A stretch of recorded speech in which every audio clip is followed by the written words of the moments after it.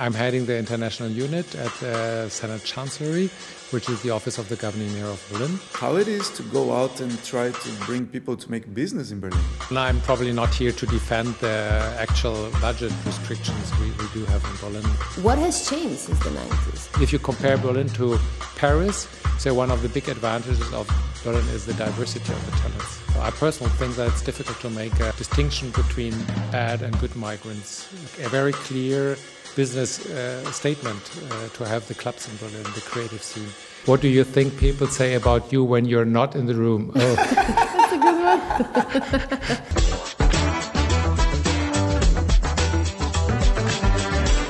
Hello one and all, welcome to Unboxing the Future. I'm your host, Ainda Machine. And I'm Iva Jankovic. Today, with our special guest, we're unboxing the future of Berlin. Our guest today is a very important figure that has been placing Berlin on global stages for more than 3 decades. Thanks to him, we have a big diversity and internationalization in our city. So please welcome Head of Unit of International Affairs, Rainer Seidel. Hello. Thank you. Thank you for coming, Rainer. Thank you for having me here. Welcome, Rainer. So we always ask our guests to bring one object that represents them either personally or professionally. And I would love to know what you brought. So I brought a novel that's called Nur ein Spiel. So unfortunately for our English-speaking audience, it's in German, but I think there are tools to translate it. So it's a novel that I wrote under a name, Lorenz Lünhardt, 20 years ago. And it's a magic novel, which is placed in Berlin mainly.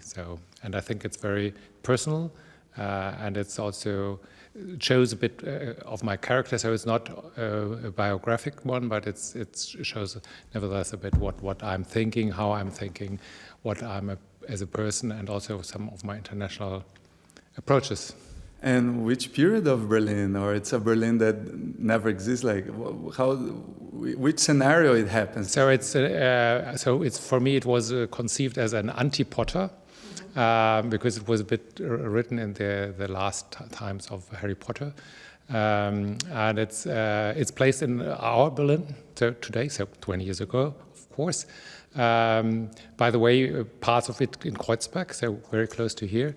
And it's the idea is more to bringing the magic back into our world instead of having a separation of worlds like Hogwarts and the real world, like the Muggle world and the magic world. So it's here in the book. Everything is going together in a very concrete story, very so possible scenario. But of course, it's intermixed with lots of magic.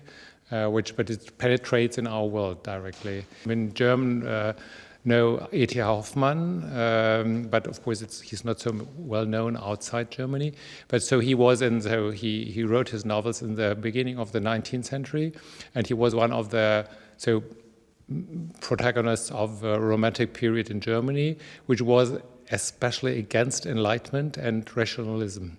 So he said that we should not forget that there is something else in our world that's magic, which we can't maybe explain, but it's there.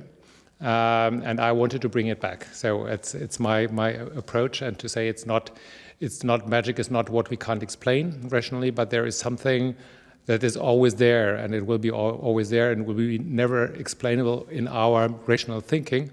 And in former times, it has been accepted as a part of our world, and just by the Enlightenment, in fact, Renaissance, where people thought that it was so strange to our world, and we have to eliminate that.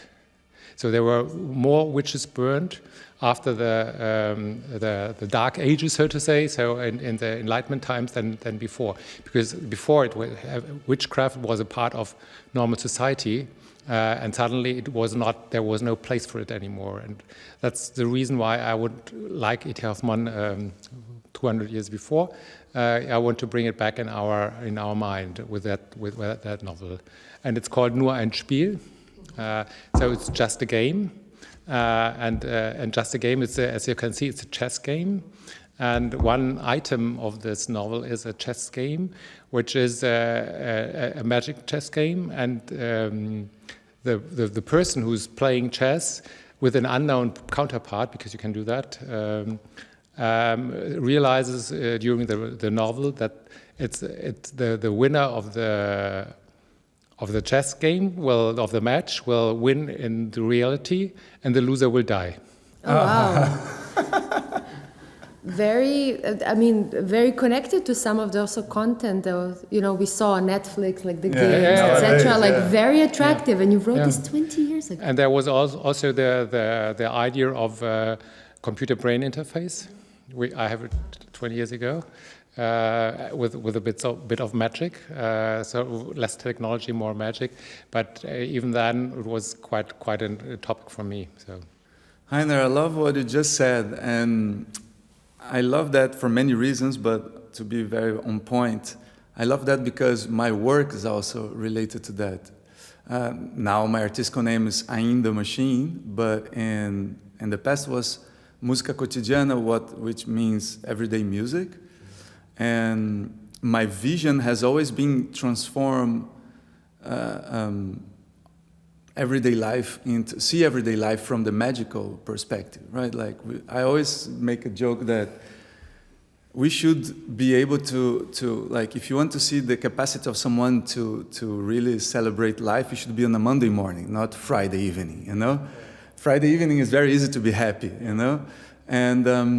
And even my relationship with objects and making music with objects, which is what we're going to do now, is completely connected to that vision. Like it can be a random object with no value, or it can be something super magical. What changes only how you see it and how you interact with it. Right? And so that's basically what we're going to do now, Heiner. I'm going to create a musical basis here using the sounds of my body, voice, and some electronics. And then I'm going to invite you and Iva to join me to jam, you playing your book and Iva playing her object. Okay. I don't know how, but... Okay. So can you please take your book? Yeah. Can you make a sound with it? Okay. Maybe this will interfere with the microphones. Yeah. Is that... You can do that. Or... Be creative. You can do all kinds of things. Yeah, exactly. It's free. There's no rule. If you're going to do the pages because it's super soft, I have to do it. You can become closer. If you want to tap, you go a little bit further. Yeah. And both are valuable and beautiful. Yeah. Okay. It's going to be magic. Exactly. So I'm going to start.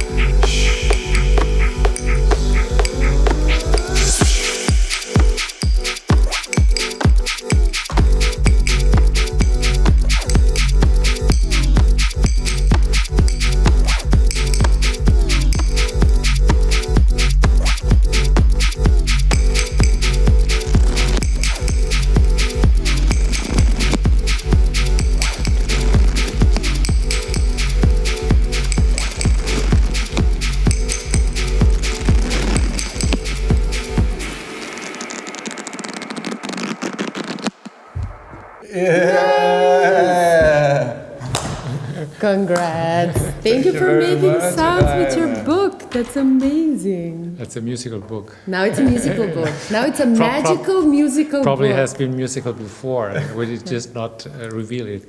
There you Exactly. go. It was hiding its The magic was there the whole time. Yeah. We're shooting this episode in a very special place, the White Space, at the heart of Kreuzberg in Moritzplatz.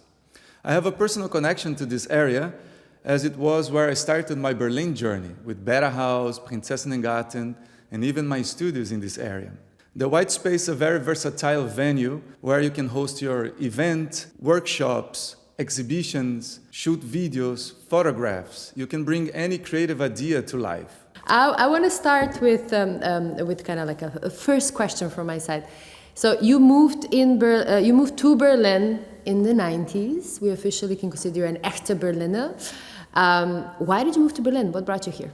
So I had finished my university studies and my Zivildienst at the time, and then I had to choose a place for my second law degree preparation, so the practicals, Referendariat in German.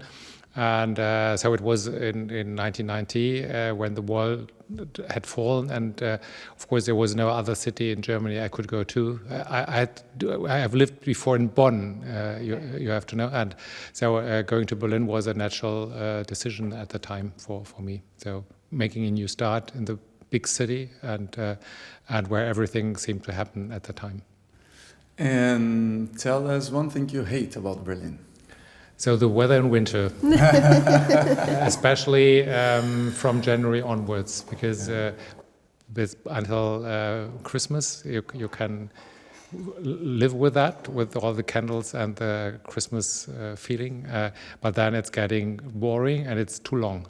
And it's not even winter; it's just gray and rainy, and so it's that's what I really don't like. It's the only thing I really don't like in Berlin. Nice. It's funny that you said that. We had a guest before that said exactly the same thing, and exactly the same thing in the sense of until Christmas is kind of doable. You can survive. Yes. It's colorful. I think that's a common thinking, even whether you are young or older, or whether you are living here for 30 years or for 1 year, it's the same. So it's maybe if you come from Latin America and you think it's for 1 year it's crazy to have that weather, but then afterwards it's getting boring as well. But I think what else it's fun is that maybe people who doesn't live too long here. I've been living more or less a while already, but like we kind of don't realize or we cannot organize that. What I'm trying to say is that I think the people that live longer here, they're able to time, like, okay, so until Christmas is for us it's like a big blur, like that. It's from November onwards is a big blur. But it's in fact also for me, so that's does not help so much, but it just helps to make it shorter in the mind, not in reality. But then maybe we just need another magical holiday in January or February, and then sunshine comes in March. So a 3 months holiday maybe. A 3 months holiday, exactly. Yeah. Because I think that's the problem. It's not coming in March. Sometimes it's coming in May. Yeah. Sure. And then it's too long. So March would be fine. So I would tolerate that. So let's start to do a lobby for that vacation. Or thinking about spending 3 months at a different place than Berlin. Yeah. And tell us one thing you love about Berlin. So the rest. So for me, I think the essence of Berlin is being such a energetic and dynamic city, and being at the same time very relaxed. So for me, what I love in Berlin, sitting in the Strandbar opposite to Bode Museum in summer, having something to drink, looking into the sun, and to know you could be at the beach, but there is the Bode Museum and the Museums Island and everything around. What is the center of Berlin, and nevertheless you feel like in holidays. Yeah. And this combination, I think, it's very special to Berlin, having this buzz and the energy and everything. But in the same moment, you can feel relaxed, and that's of course also because of the space we do have, the water we do have, and of course the sunshine in summer. Yeah, no, I totally agree with that. Walking here in Oranienplatz, I always have towards Cottbussetor, no? So this side of Oranienplatz, you hear the birds chirping. Like I really feel like I'm in a small town, Like it's amazing that. Exactly. Yeah. And then you get into Oranienstraße or Cottbussetor and like madness. So I live in Oranienburger Straße, so in Mitte, so between Hackescher Markt and the synagogue. And then when we are, most of our windows are going to to the court. So, and when we are on our balcony and in summertime, you hear so the blackbirds singing, and you hear lots of bell towers ringing. And if I have a phone call, the people are thinking that I'm on the countryside, and I'm real in the middle of Berlin. Center. Yeah. That's amazing. Yeah. That's impressive. And I have a question related to, like, if you look to your past, to your trajectory, I'm curious to understand what kind of elements, if you look backwards, brought you into working with internationalization. So at school, I was very bad in languages. So I was bad in sports and then I was bad in languages. And I don't know why, but then I was triggered to do more for both, of course, but also for languages. And I learned French properly. I studied at Geneva. When I came back, I learned Italian. Then I started a bit with Spanish, and finally, but that came much later, also Russian. And then I participated in students' exchanges. I did 1 year in Geneva, and then I was engaged in a European Students' Association. And from then onwards, I was very much on European items. I studied European law as well. And with that, when I came to Berlin, I dived more and more into this international subjects. And when I had finished my second law degree, I decided to, first of all, to stay in Berlin, and second, to do something with international affairs. So that was the start. And then I managed, also I had, I don't know, 6, 7 different jobs in 2 administrations. I always work with international topics, so I was very happy, because that's not easy to make a career as a civil servant in Berlin. In Foreign Office, it's easier, but in Berlin to stay with international affairs. But that's really my topic, I think. Why it's not easy in Berlin? Yeah, because if you there's not so many international jobs connected with the state of Berlin, so. You have, and if you want to make career, next level of career, normally there is not so much on the market related with international affairs, for the public administration, and that's the reason why it was a bit also a bit chance for me. And it was not quite clear, because I applied also for other jobs in between, but it pulled me always back to international. I love how the limitation or the challenge, or we could even call, not the best way, but weaknesses became like your strengths. Yeah. Right? I love that. But of course, I think in fact it's not that I wanted to make a strength out of the weakness, but I'm very curious on people, and then on foreign people. So that I think that's the main trigger. Exploring other countries, other people, other society. So that's the motivation, and I think still it's very enlightening, very exciting. Also to change views, I think that's the main topic, and I'm always surprised how European and Germanocentric our thinking is in Germany and Berlin in general as well. So.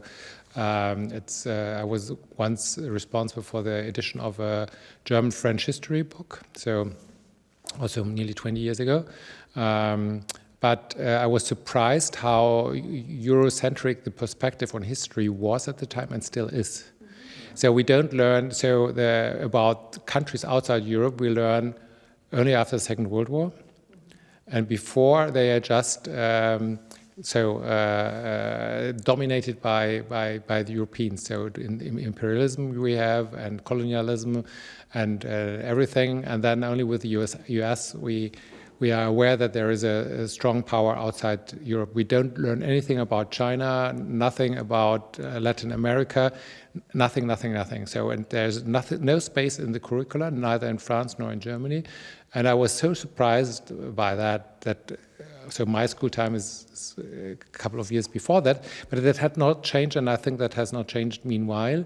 And how can we really think that we, in a globalized world, that we have that perspective of history? It's still, so the ancient Greece and the polis, and it's Rome and the empire and the law system, and then so medieval ages we skip more or less, and then it's Enlightenment and everything that follows, but nothing what happens in the meantime in other parts of the world, and that it's very weird for me. Just as an example, how Eurocentric our thinking still is. Yeah, it's actually it's a very weak position to be actually nowadays, that we are aware of how important it is to have different perspectives on any topic, right? And also different inputs. And even nature shows us that very clear, like diversity is the key for thriving, no? For an ecosystem to thrive.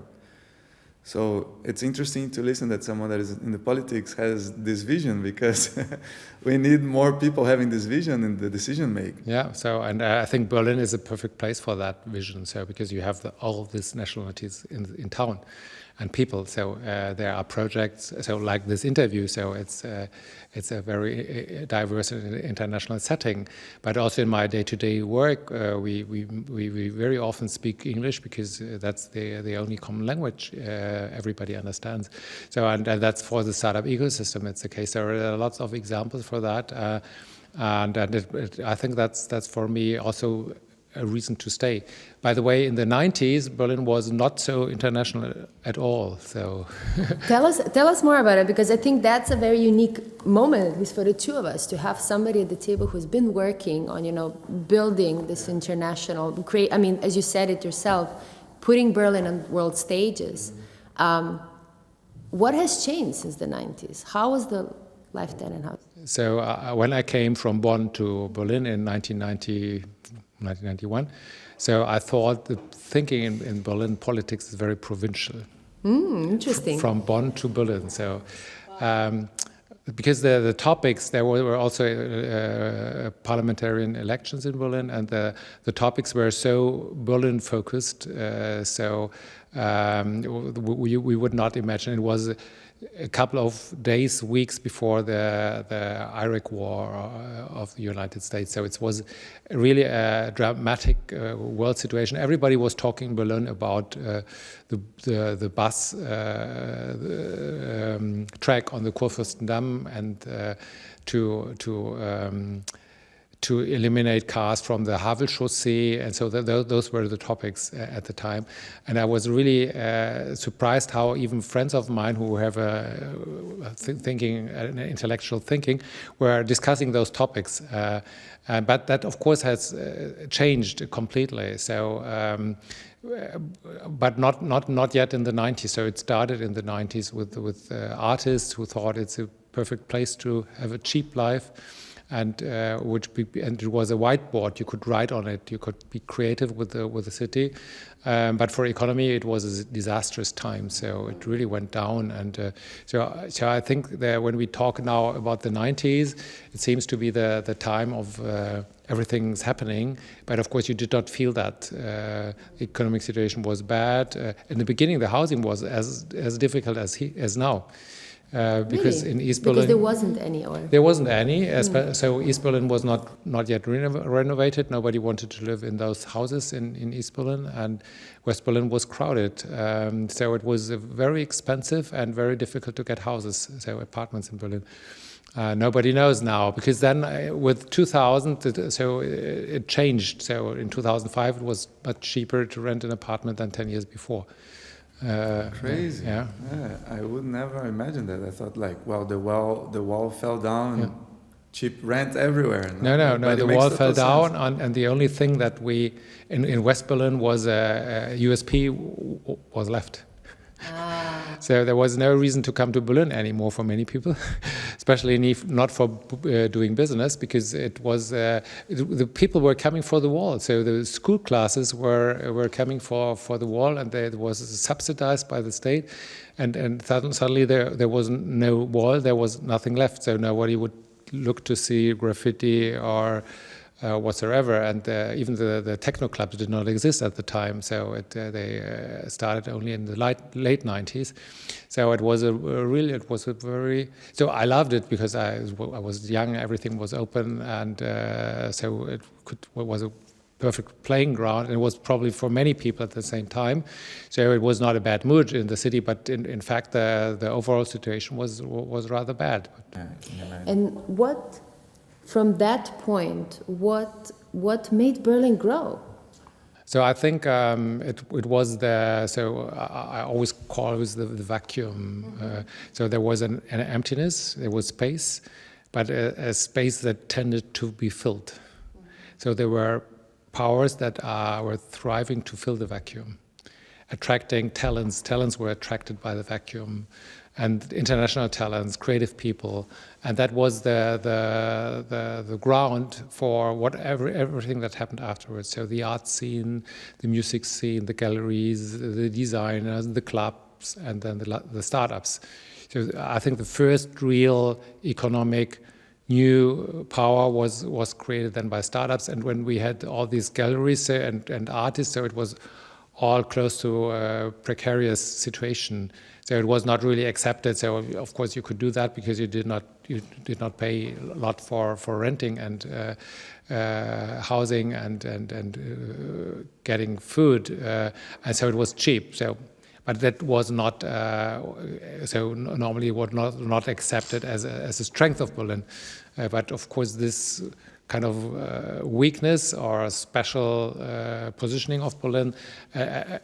So in the long run, it was what was the strength of Berlin. So everything, what we see now, grew on that ground. Interesting. Yeah, super interesting. And also maybe the international perspective, it's very interesting because the international perspective always follows depending on the distance to 1 to 5 years to the reality. So when the first creative people were coming to Berlin, and in Japan, everybody spoke only about the Berlin Philharmonic Orchestra and maybe about the opera house, but nobody spoke about creative industries or clubs.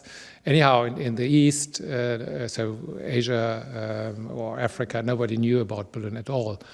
So if you were not interested in classical music, but in the West, especially Western Northern Europe and US, it grew much faster, the brand of Berlin. So for instance, already in around 2000, there were more, so to say, Norwegian artists living in Berlin than in Norway. So because it was so boring to be creative in Norway or Sweden that people came to Berlin. So it's evident.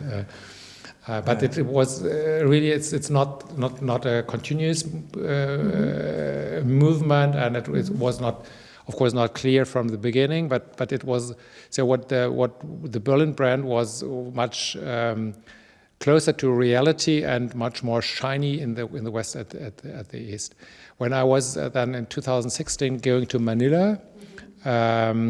And I met a young student from a family, who probably a rich family, who had a conglomerate, as you find that in the Philippines. And he had worked in the family. He was a student, worked in the family office, he built up his first startup already. And then when I told him that I come from Berlin, then he was really shining, and he said, I have been to Berlin. So he has spent a week, I don't know, in Dresden, somewhere in the East Germany, and he was there for a weekend in Berlin, and he was at Berghain. And he knew that you have to go to Berghain on Sunday morning and not on Saturday night. Nice. So he was so proud. There we go. Yeah, but you want 2000. Yeah. So but that shows the difference between the 90s and yes. Maybe the 2000s. Yeah, and connecting to what you do, the brand position, how a brand was created and it positioned itself. Yeah. Amazing. Heiner, now it's time for the questions out of the box. I'd like you to grab the first box here. Put it there. Open it, and yeah, good luck. Okay. You can just grab one question. It's random. Okay. It's random. And now I need the glasses. So. Yeah. Let's put this a little bit out. I read it? Yeah. What do you think people say about you when you're not in the room? Oh. That's a good one.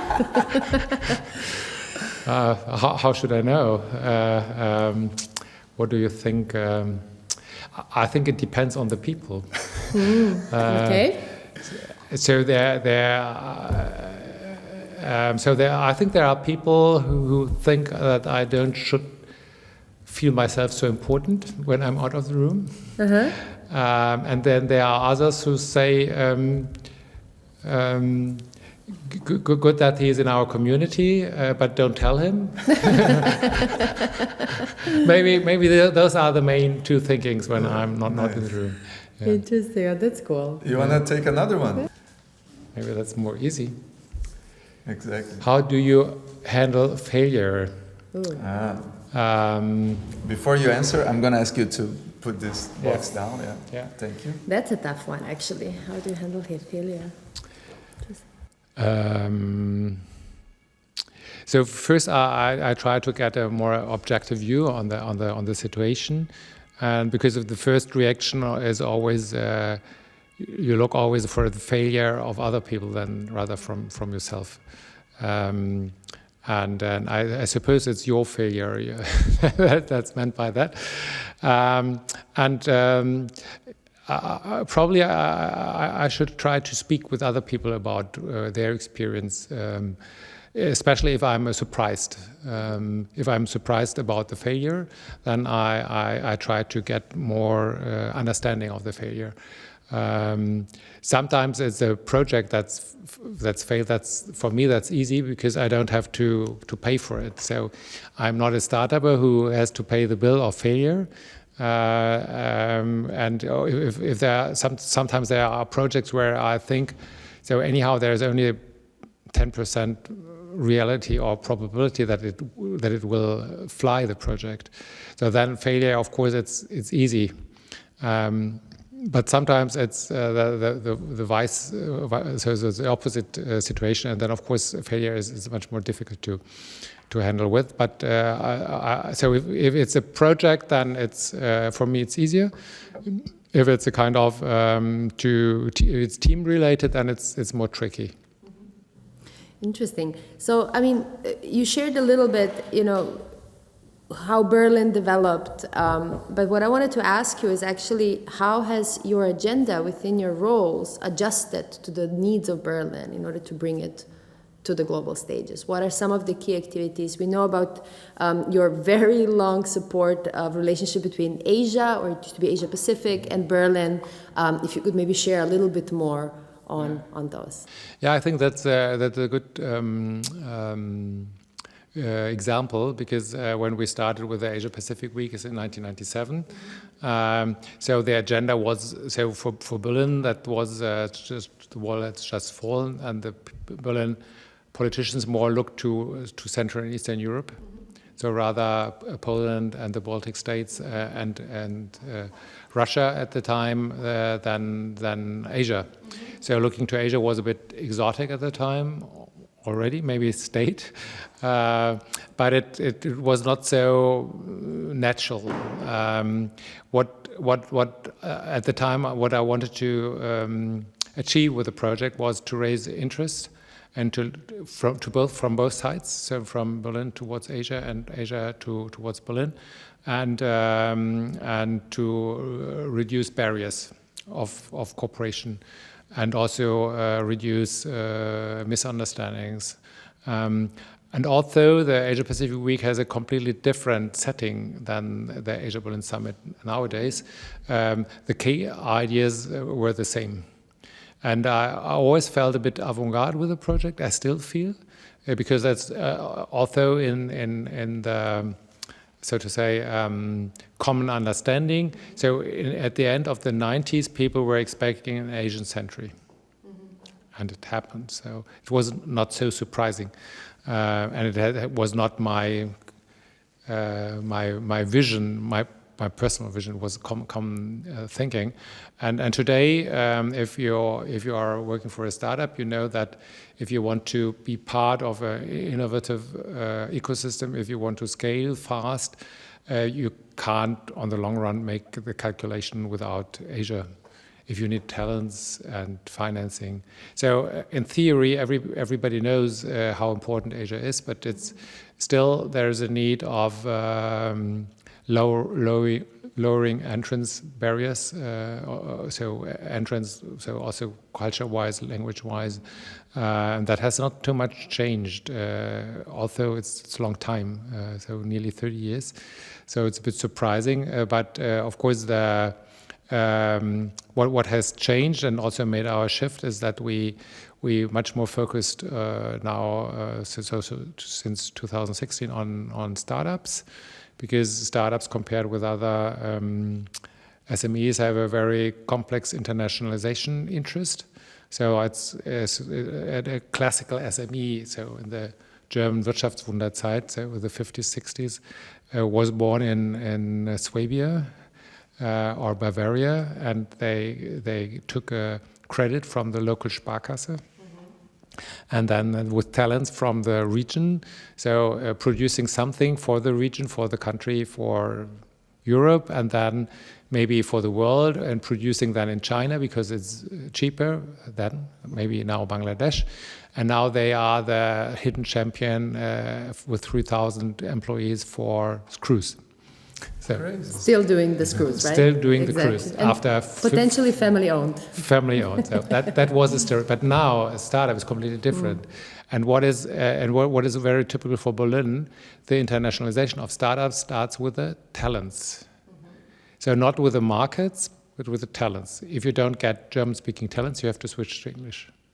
So that's a bit surprising, because if you compare it with other markets of the size of Germany, so if you add Austria and Switzerland, it's nearly as big as Japan, and normally it's a big enough market to grow within the first years of your existence without speaking a foreign language.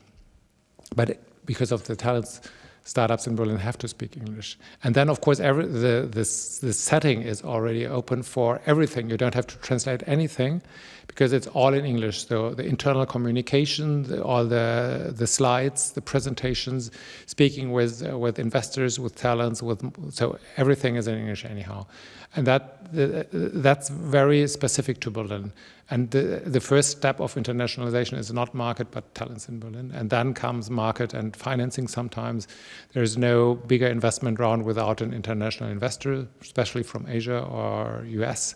But of course, market and also innovation. So normally SME would not make an innovation and development in a foreign country. But you can do that in India, maybe cheaper than in Berlin, with the same Indians who stay in India rather than come to Berlin. So I think that made it shift towards the startup sector, because the ecosystem demanded that, and it's, of course, it's more demanding from a startup perspective than from a classical SME perspective, because then it starts with markets only, and there also you have also a better setting with the German chambers of commerce abroad than for startups who are normally not understood by the German chambers. I have two questions here. One, I think it's super important because we know you, but we're not giving context for the people who is watching us. Like, what is your function right now? What are you doing right now? So for the people that doesn't have a clue. In the office or here? No, here we're never gonna know. Okay. No, in the office. In the office. What is your position like? Okay. What is your So I'm heading the international unit at the Senate Chancellery, which is the office of the governing mayor of Berlin. And the governing mayor of Berlin is the prime minister of Berlin and the mayor of Berlin. So Berlin is a city and the state, and that's important to know, because that's the reason why we are also in the international affairs. Why we don't do only city cooperation, but also state cooperation. So some of our competencies are on the state level rather than on the city level. So I have a team of 15 people there, and we are doing all international cooperation worldwide, all topics. So we have core responsibilities for the city partnerships of Berlin. We have 18, and we have some international city networks as well as Metropolis, which is or C40. Which are rather well known. But then, of course, we have all other topics that Berlin is dealing with, which are normally on the state level, like economics, science, culture. But of course, we don't do that all at the same level. So we have a rather strong concentration on city topics because of our city partners. So smart city and good governance, e-government, AI for cities, and so those topics. But as I had headed the international unit in the Senate Administration for Economics for 12 years before I came to my current position, I always bring the economic perspective into the team. So it's on the one hand we have the traditional city-related cooperation, in cooperation also with other Senate administrations, and on the other hand I bring in the economic perspective. But so in theory we do the world and everything. So there's no job description that limits our activities, but we should of course take care that we don't do things that other Senate administrations would do, and but rather what we could do best. And the governing mayor, when he travels abroad, he normally goes with a business delegation. So it's good to have the business perspective in mind. But normally, so it's not. So there's not. Before we had a governing mayor who came from the Senate Administration for Urban Development and the metropolis perspective. So he was very interested in urban development topics, Michael Müller. Then he was responsible for science and research, so he was much more active in the university sector. Even before him, we had Klaus Wowereit, who was at the end responsible for cultural affairs as well. So he has also another approach. So it's a bit depends on the governing mayor, but also on the interests of the people who are working in my team. And one thing comes to my mind is, as the Manila person left very clear, like, oh, Berlin, Berghain, the clubs, like. So I think this brand is very well established, like Berlin as active nightlife city or creative city. How it is to go out and try to bring people to make business in Berlin? How easy it is? How people outside Berlin, outside Germany which vision do they have about Berlin from the business perspective? I think it's both strongly interconnected. So you get talents better because of Berghain and Co. So it is a business, a very clear business statement to have the clubs in Berlin, the creative scene. So because there is a war for talents all over the world, and if you want to get the best international talents, you have to, or you should offer something what other cities don't have. And so you have to develop a USP, and one is, of course, we are still not as expensive as New York or London or Paris, and the other one is that it's a diverse city, it's a cultural city, it's a club city, and still techno clubs are part of not only of the nice Berlin for tourists, but also of the strong Berlin for business. So you're saying that inside the political scene, this conversation is real, like that we need to keep the cultural scene alive. I think so, yeah. And what kinds of actions you're seeing from the inside? Because from the outside and from different parties, we are hearing the opposite. Like the first thing they're cutting now are the funds for the commissions and everything culture related. Like, how do you juggle this information? Like from the outside, it seems like it's not a priority. It's kind of let it to die. And then you telling me that there's this conscience, isn't it? So I'm probably not here to defend the actual budget restrictions we do have in Berlin, and I'm not so in those topics. But there is an awareness of the interconnection between culture and clubs and business. And there were lots of investments also into the club commission and cooperation on the music sector. Nevertheless, of course, if there are budget restrictions, and we are talking about €3 billion, which have to be cut. So anything you do will be wrong. I know for sure. If you cut in the science, it will be not the best. And if you in economic cooperation, it's not it's culture. So if you close an opera house, it would be not very welcomed. So anyhow, what you do, it would be wrong. So, but I would not go further in the discussion of the topic, because I'm not so much in the also on the reaction of the scene. So for me, I think it's important to know or to see that Berlin is so in the DNA, or I don't know DNA, but it's an anarchic city. So most what Berlin stands for is not made by a political decision. So offering a framework to survive, that should be the political task. But what happened when I started with my vacuum theory, that was not a deliberate situation. And if I was asked how to create a creative city like Berlin, I say, oh, it's quite easy. Just build a wall around your city, let it stand for 30 years, then tear it down and see what happens.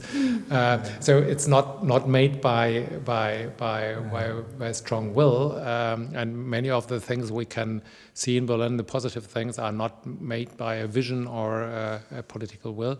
But of course, and there of course you're right, we have to protect the environment.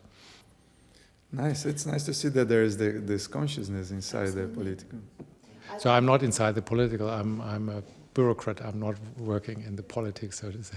No. So I totally misunderstood. I thought you're the bridge between businesses and politics. I'm working in the administration for the politics. Of course, we advise politics from inside, but so I'm not a politician. So to say, I work for the government. Yeah. But I got another question there. So, I mean, you've been working with startups, or you kind of made also startups as a key component of your agenda for a while. And you talked a little bit, what is the interest and how also easy it is for Berlin-based startups or SMEs to extend to new markets because of their nature to have diverse teams. They have English often as a main or the key language spoken and used. But the question is, what about the companies coming to Berlin, right? On one hand, we of course, and I've been also part of those journeys, promoting Berlin as an international hub, ability to do business, also welcoming English-speaking primarily things. But what about the criticism that Berlin has been getting regarding how do I incorporate a company? Why am I listening to a notary reading word by word when I sign an investment for an enormous amount of hours, etc.? What's your take on that? Why is this still a problem in today's era? I can't really answer your question. We hear this criticism as well. There are lots of digital services already offered by the Berlin Senate, which are partly not used. So 2/3 of all services by the administration are available digitally. Many people don't know, especially citizens, but that does not change the problem with the notary. So, so there's even an e-notary. I don't know exactly how it works, but I know that it exists. But that's also many notaries don't use that. But so, of course, I think that those are the topics, and there are lots of more: opening a bank account, finding an apartment, finding schooling for the children.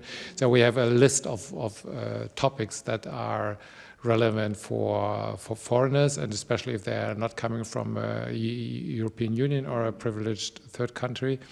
So that we know about the hurdles, and we're trying also to get together with the Commissioner for Migration and Participation to find solutions to offer at least a more clearer picture of Berlin to help going through all those topics.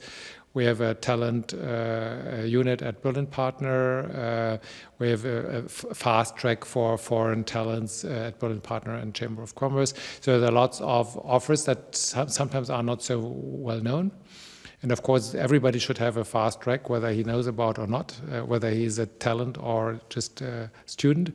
But there are some privileges, and I think there's a lot to do to be more welcoming for foreigners, and opening up companies is really one of the core topics. That we know that there are other cities in Germany and worldwide where it's much more complicated, but that does not help us to compete with London or Singapore or US. But opening up a company in Paris is not easier than doing that in Berlin.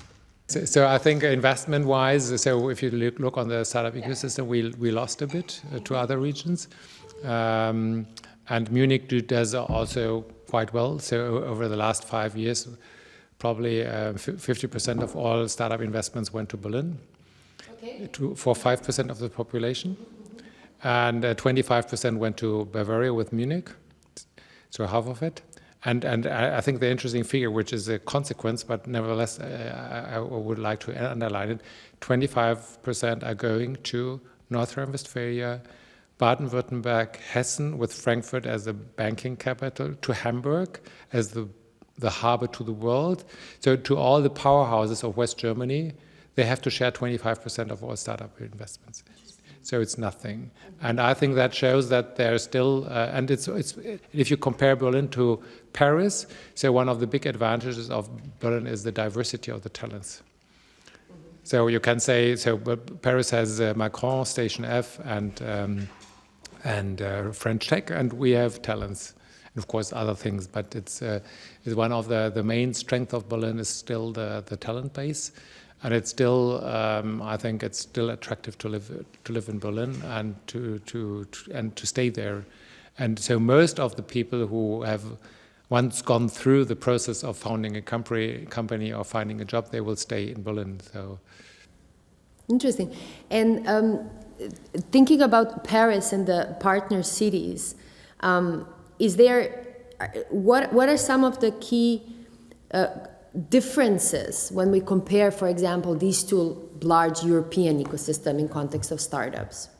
So if we take Paris and Berlin, it's first of all on the administrative level. The interesting thing is when we just met my colleague from Paris this Monday, and Paris is not responsible for economic policy. So the city of Paris. So they are not responsible for La French Tech, which is the French Ministry for Economics. They are not responsible for Viva Tech. They are not responsible for Station F. So it's private, but so in cooperation with the state. So that's the first difference. And if you go to comparing the ecosystem as such, I think that for Berlin it's anarchic ecosystem. It's much more bottom up, so it's a good playground for new ideas. Whereas Paris is more top down, so from the president himself, which of course gives more visibility outside. But of course, it's not so diverse and not so much bottom up as Berlin is. And if you just look for sharing mobility in Berlin with all these bikes and these motor rollers, so you would not find that in Paris. There's one. They ban everything out of the city. Normally you have one system for bike sharing, for car sharing, and that's all. So it's not a good playground for new ideas.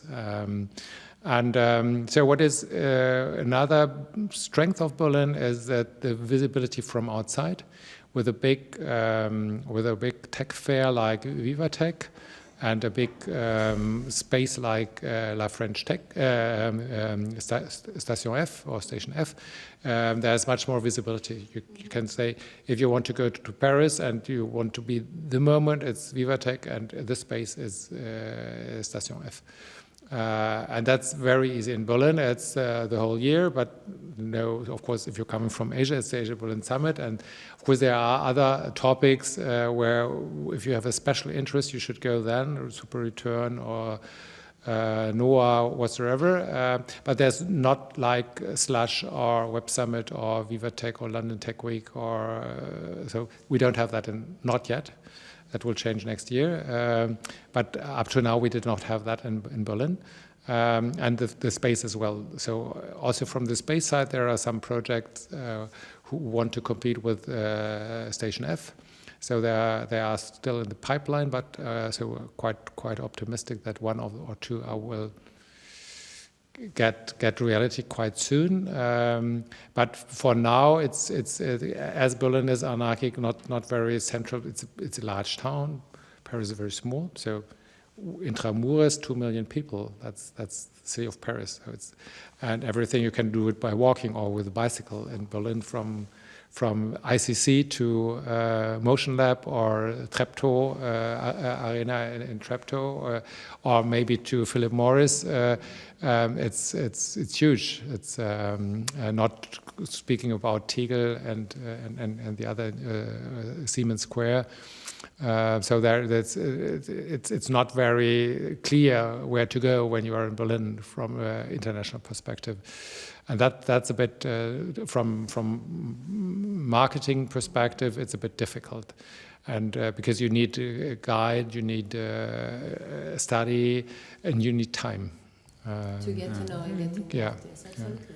I would like to do a very abrupt turn in the conversation, still into the internationalization, but came to my mind while you was talking about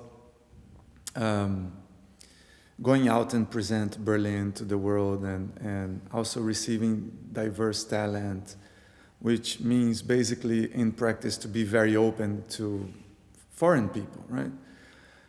How you see the challenge, and now knowing that you're not a politician, it's even easier to make this question. How do you see the challenges, or how would you, or how would you name the challenges now with a certain trend that is going kind of worldwide, but in Europe is very present, of more extreme parties that are claiming that we should be more close? Like, how do you see the situation from someone who has been dedicating your whole life into bringing people in, and also it's working right? So if someone that comes into place and you need to somehow follow these guidelines, how are you dealing with the topic? It's really good question. Maybe I take that opportunity to say that I'm speaking personally for myself, and it's my personal opinion and not my political or not the opinion of my administration or the politics. So this disclaimer should be important be one for everything, and to make no confusion. But I think what I say is generally shared by most people who have responsibility in Berlin for politics. So I think it's a very tricky situation, also because so the success of nationalist and right-wing party, they also tend to push the other parties more to the right, So if you see that even a coalition that is a kind of liberal, green, social, democratic, that they are increasing their entrance barriers to Germany, not for qualified workers, but for refugees or for other people. So it's because of the elections that are supposed and that you don't want to lose. I think that's a very different challenge also for politics here in Berlin, because on the one side you want to show that there is Berlin is open and diverse, and if you listen to the governing mayor of Berlin, you will repeat it all the time. So Berlin is an open city, international city, diverse city. But on the other hand, it's many people feel that they are not so much appreciated anymore, and I think so. I personally think that it's difficult to make a distinction between bad and good migrants, because people will not feel that. So either you are an open city or you are not an open city. But of course, because US, they handle it also because they have Pacific and Atlantic Ocean and not so many neighbors as Germany has. So they handle it quite well with their green card to control the influx of people and just looking for the best one. And they have a very long history in doing so since the 19th century. So for Berlin, it's much more tricky being always in the crossroad of Europe and having refugees had all the time of history. So you can, but it's so getting the equilibrium, creating a safe space. And on the same time, or a feeling of a safe place, and at the same time being open and also open also, of course, for risks. Now listening to you, it came a clear question related to this actually. So do you think the more extremist parties, they wouldn't be like business driven like US? You think they wouldn't see the opportunity of making business and being open for the business people? You think everything would be touched and somehow stained, or they would be clever in that sense and say, well, this is bringing money, this is going to bring money? So I think most of them would say make this distinction between good and bad foreigners. But of course, there's a question of color. So having white blonde people, you would accept easier than the Arabic-looking people or African-looking people. So we can clearly see that in our experience of the recent refugees coming to Berlin. So because it's normal that you are more afraid of people who look different than you. So that's in the DNA of mankind than in people who are looking like you. And so the level of curiosity, my level of curiosity is not the standard of an average German level of curiosity to the foreign.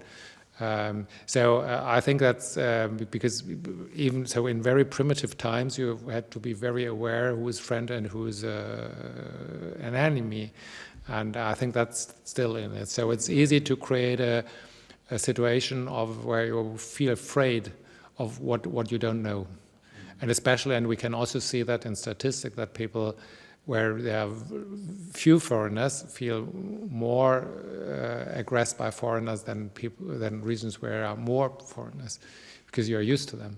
But if you're not used to them, you are more afraid of them, although they are not there, maybe. Yeah. And how much do you think, I mean, going back to what you shared about what's still being taught as history in Europe today, how much do you think that influences our perception? The history of? The limited history knowledge that we're being given, for example, in the schooling system, or that we're being exposed to, right? As you kind of shared, it's more European-centered. Yeah, but I think, maybe, but maybe, of course, we still have in the school and the history, we have the history of our experience with the Second World War, Holocaust, and National Socialism. So I think that's our history that we still teach and work with a lot, which prevented for a couple of decades having too much right-wing parties in Germany, because because also the National Socialists, they were against foreigners, other-looking people.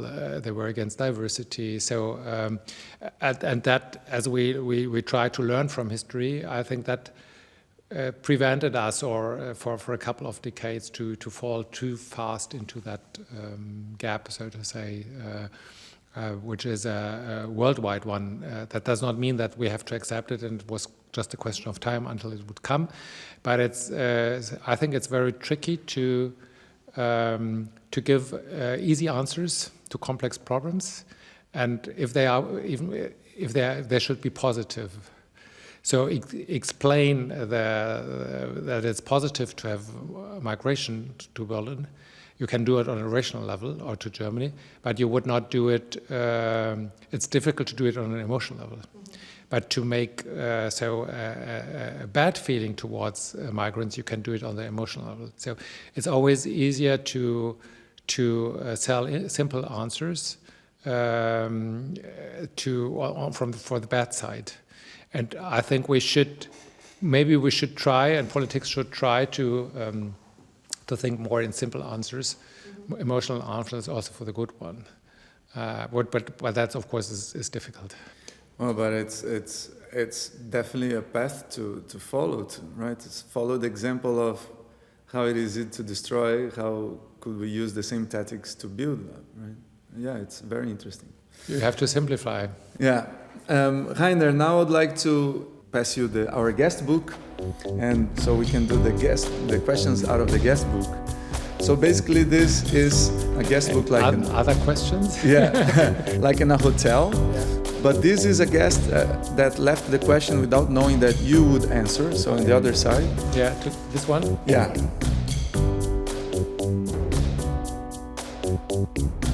That's an age? How? If you could create a new rule or law for the music scene, what would it be? Like a glove. That's not my center topic of competence. But magic. Yeah. Yeah. If you had like a magic wand, what would be the law that would install? Yeah, I think it would go towards magic and fantasy. to work more, towards fantasy and play on. I think one of my ideas as for novels is we very often have ideas, which we then let drop, and we never go to the end in developing an idea. And I think that would be also for music. If you have an idea in your mind, you should let your fantasy play rather than thinking about rules or what people expect or what you expect.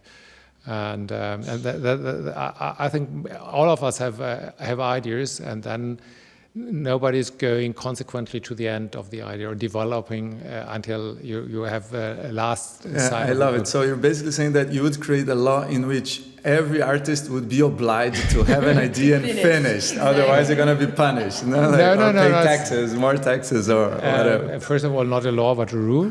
And then but it would be super funny and amazing. Like this hard drive filled with starts of ideas never finish. You're like, the police of ideas is knocking on my door. I have to finish this today. No, it's not about finishing, but about continuing.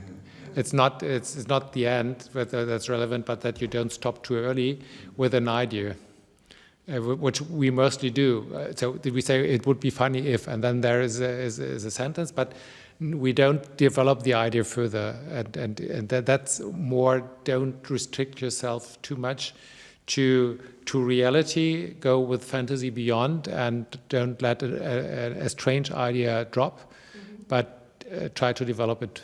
I love it. I love it. Nice. So thinking about the future, and especially about the vision. So I wanted to ask you, what's your vision for the future of Berlin?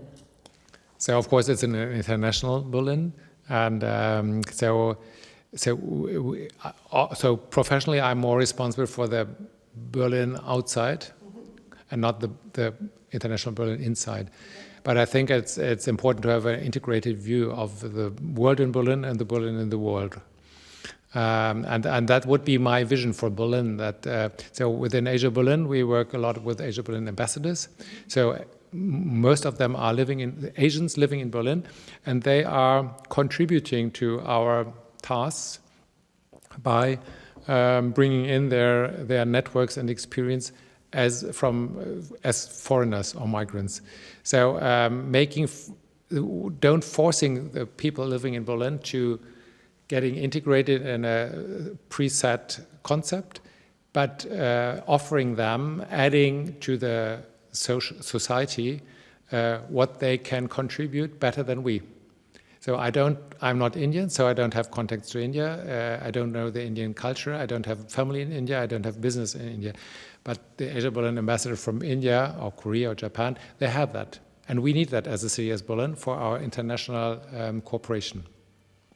And I think that's my vision, that we see the international Berlin, so the internationals in Berlin, as a kind of ambassadors, international bridge builders for Berlin.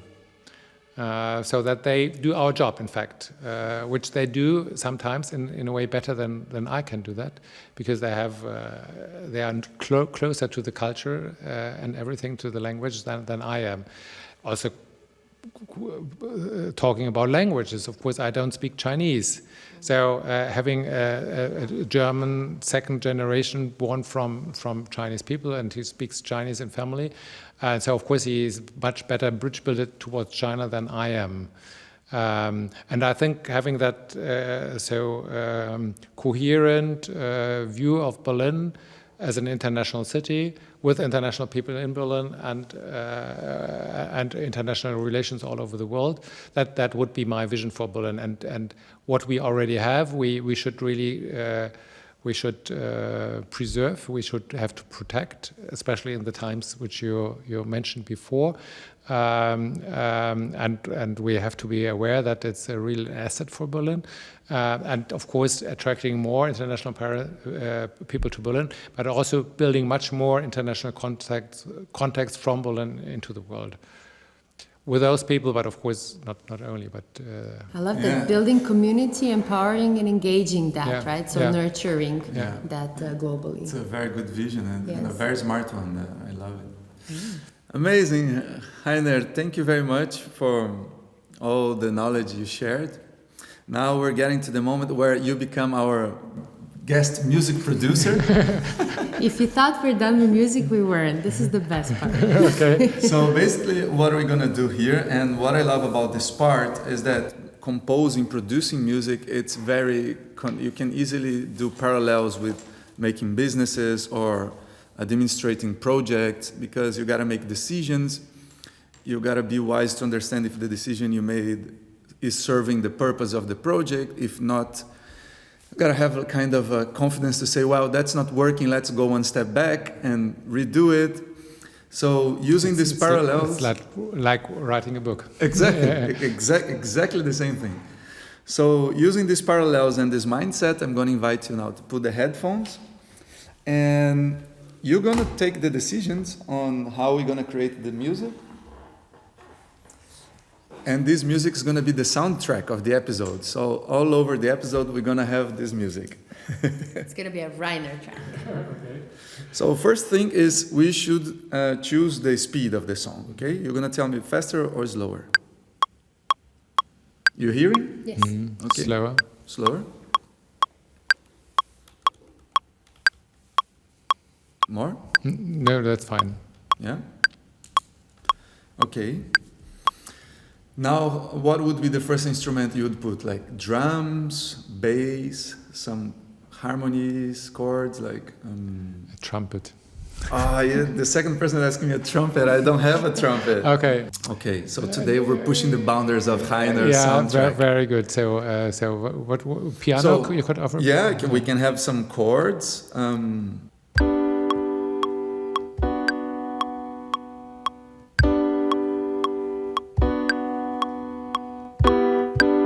Something like this? Yeah. Yeah?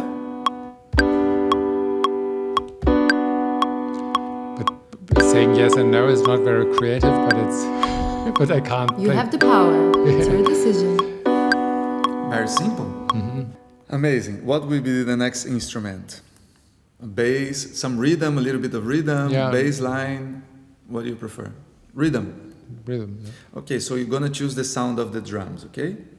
They're all very kind of electronic. Pardon me. Yeah, of course, yeah. I actually have orchestra.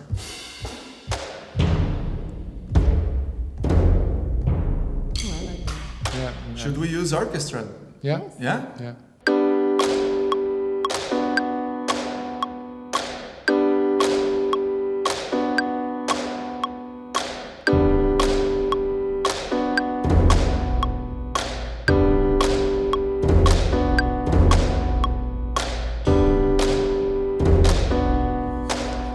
It's a very untypical sound for you. I love it.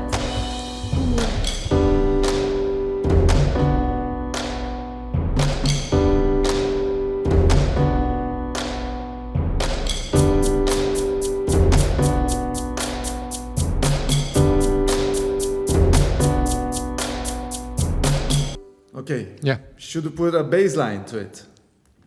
Like a low frequency. You choose the sound, okay?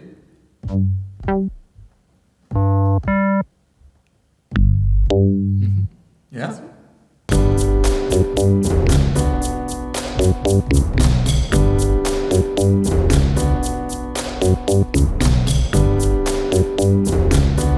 Okay, now that we have our basses, I'm gonna ask you to grab this box here. With a You can keep the headphone. You can put it up.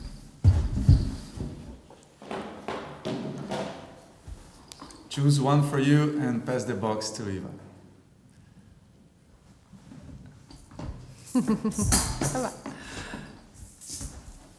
Thank you.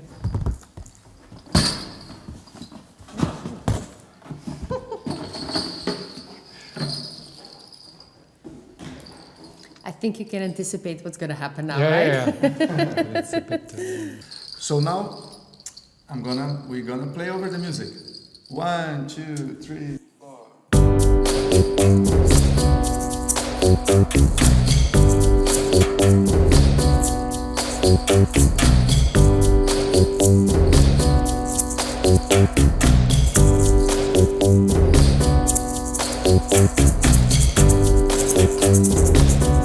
Please tell me something, I'm gonna record.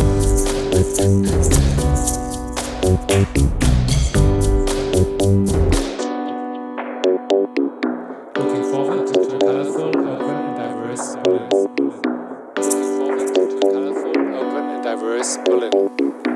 Looking forward to a colorful, open and diverse Berlin. Looking forward to a colorful, open and diverse Berlin. Looking forward to a colorful, open and diverse Berlin. Looking forward to a colorful, open and diverse Berlin. Looking forward to a colorful, open and diverse Berlin. Beautiful. Rainer, thank you so much for your time, for sharing, for above everything giving your perspective and also your unique experience. We have a lot to learn from impressions of people with experience of your caliber, as well as thank you for sharing your vision of Berlin. Thank you for giving me the opportunity. Very Thank happy. you very much, Thank Heine. you. Thank you, Rainer. Thank you. See you in the next episode. Bye. Bye.